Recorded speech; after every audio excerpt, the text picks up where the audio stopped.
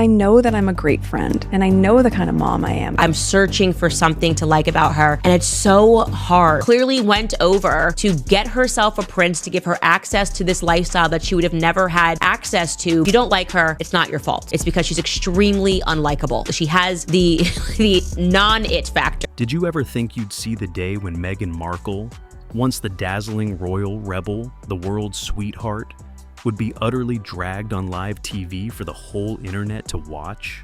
Well, buckle up, because conservative firecracker Candace Owens just lit the match, and Meghan's carefully polished image, it's going up in flames. Forget polite criticism or backstage gossip.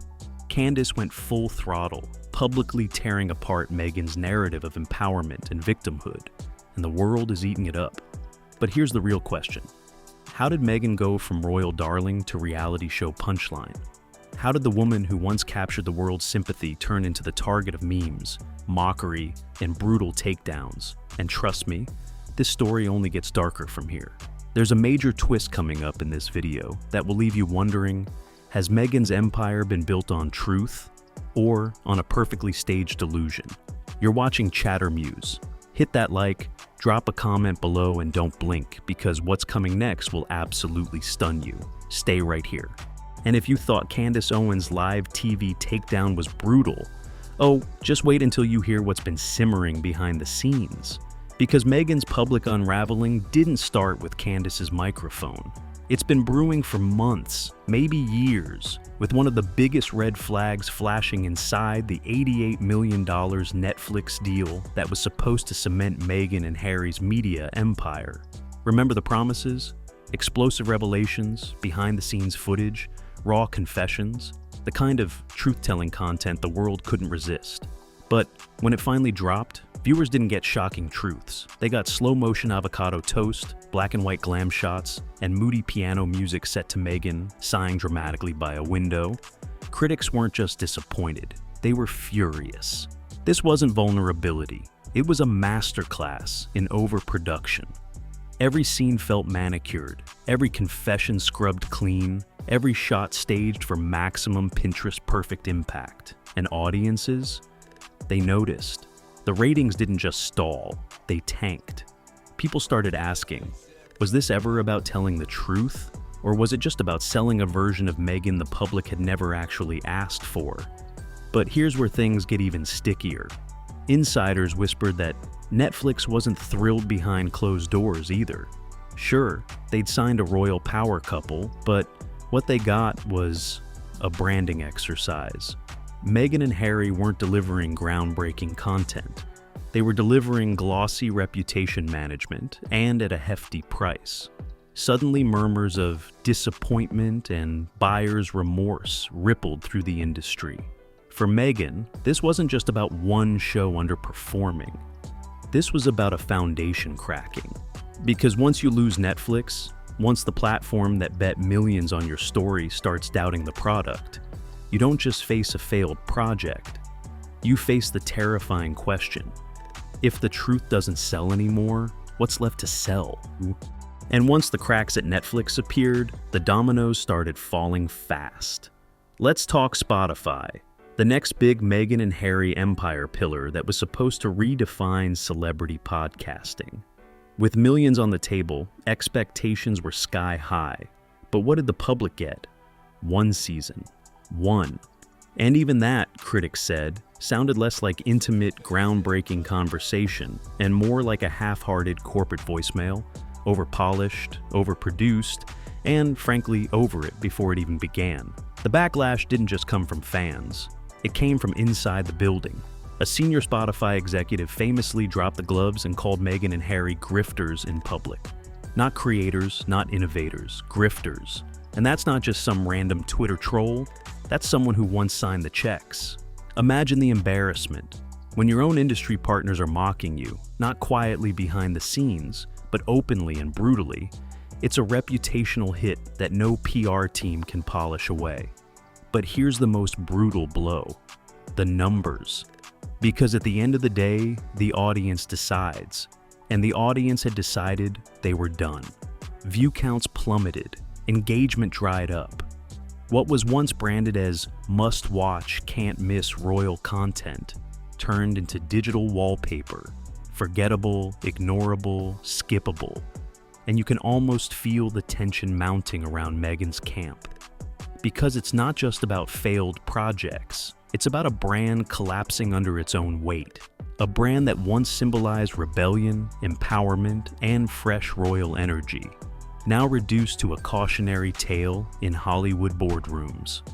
And if you thought the Netflix and Spotify flops were bad, just wait, because nothing screamed out of touch louder than Meghan's American Riviera Orchard launch. Picture this. In the middle of rising grocery bills, housing struggles, and a global cost of living crisis, Meghan drops $30 jars of jam. Not skincare, not affordable wellness. Jam. Wrapped in silk ribbons, paired with handwritten notes, shot in dreamy, golden-lit videos. All served under the banner of a so-called self-care revolution. The internet didn't just laugh, it exploded. Social media erupted in memes mocking the idea that luxury fruit preserves were somehow a symbol of empowerment. Late-night comedians lined up their punchlines, calling it rich girl cosplay. Even fans who once fiercely defended Meghan were left blinking, asking, who is this for? Because let's be honest, the average working family budgeting every grocery run isn't rushing to order artisan jam from a Montecito mansion. Candace Owens zeroed in like a heat-seeking missile. She didn't just call out the product, she called out the hypocrisy. The disconnect between Meghan's brand image, the voice of the voiceless, the misunderstood underdog, and the reality of selling ultra-luxury goods to an audience drowning in financial anxiety. And here's the thing. In the world of celebrity, perception is everything. Once the audience senses that you're not just privileged, but oblivious to it, the damage is done. You don't just lose credibility, you lose cultural relevance. And if you thought public backlash over overpriced jam was rough, buckle up. Because the whispers from Meghan's past paint an even murkier picture. Allegedly, long before Meghan ever crossed paths with Prince Harry, she wasn't just dreaming about love, she was plotting strategy. Yes, you heard that right. Critics claim Meghan had a vision board, and right at the center, a photo of Harry himself. If true, it suggests that the so-called fairy tale romance wasn't exactly fate, but a calculated pursuit. Suddenly, the spontaneous love story Meghan and Harry have sold the world looks a lot less like a rom-com, and a lot more like a career move. But it doesn't stop there. Former colleagues and even ex-friends have come forward, hinting that Meghan's carefully crafted image as a trailblazing, silenced woman of color might not tell the full story. Some say she deliberately kept her black family members at a distance, downplaying her heritage until it became a media asset. Once race became part of the larger narrative, they argue, Meghan leaned in, not necessarily as an act of truth-telling, but as part of a larger, curated media persona. It's uncomfortable, it's messy, but here's the truth. When your entire brand is built on authenticity, even the hint of orchestration sends audiences reeling. Suddenly, every heartfelt interview, every emotional confession, every carefully staged photo op starts to look less like vulnerability and more like performance. And once that suspicion creeps in, it's nearly impossible to shake. And now we come to Harry. Oh, how the mighty have fallen. Once the cheeky, fun-loving royal who charmed the world with his rebellious streak, Harry now cuts the figure of a man stuck in the background of his own life. Gone are the headlines about daring escapes from royal protocol or playful jabs at his older brother. Instead, we see a Harry who seems locked in an endless cycle of scripted interviews, polished statements, and dutiful nods as Meghan takes center stage. Take his memoir, Spare. It was supposed to be Harry's big moment, his raw, unfiltered voice, finally freed from the palace walls. But what did the public get? Stories that left people scratching their heads, frostbitten body parts, gripes about royal seating arrangements, petty sibling rivalries. Instead of earning respect, Harry's book drew snickers. Critics didn't see a man breaking free. They saw a man airing dirty laundry without a clear purpose, a prince still trapped in the very drama he claimed to escape. And it's not just the media noticing. Longtime royal watchers say Harry now feels more like Meghan's accessory than her equal. The +1 at red carpet events, the supporting player in Netflix specials, the face quietly bobbing in the background while Meghan drives the narrative. What once looked like a bold new royal chapter now seems more like a cautionary tale. A charismatic prince slowly fading into the shadows, swallowed by a brand machine far bigger than himself. But here's where things go from embarrassing to existential. Because while public mockery stings, the real blow may come from across the Atlantic, and straight from Harry's own bloodline. Reports swirling inside palace circles suggest that Prince William, once crowned king, has no intention of keeping up appearances. Insiders claim William is ready to pull the plug on Harry and Meghan's HRH titles, a symbolic but crushing move that would formally sever them from the royal fold. Think about what that means. No more royal introductions, no more diplomatic weight, no more Duke and Duchess stamp to slap on projects and brand deals. Just Harry and Meghan, a former prince and his wife, navigating Hollywood's cutthroat landscape like any other celebrity couple trying to stay relevant. Without the monarchy's halo, they're no longer international figures of duty and tradition. They're just another famous pair with a podcast and a lifestyle brand, elbowing their way into an oversaturated celebrity market that chews people up and spits them out daily. And make no mistake, this isn't just about titles, it's about identity. For years, Harry and Meghan's entire narrative has leaned on that delicate balance. We've left the institution, but we're still royals. Strip away the formal ties and suddenly the illusion crumbles. The royal glow fades, and the harsh spotlight of Hollywood, it doesn't care about old crowns, it only cares about who delivers next. And here's where the final blow lands. Not from the palace, not from Spotify, not even from Netflix, but from the public itself. At the end of the day, Meghan and Harry's survival as public figures depends on one fragile thing: audience goodwill. And right now, that goodwill is running on fumes. Why? Because people aren't just annoyed, they're exhausted. Exhausted by the endless interviews, the carefully staged vulnerability, the "we're just like you" narrative that doesn't hold up when you're living in a multi-million-dollar mansion in Montecito.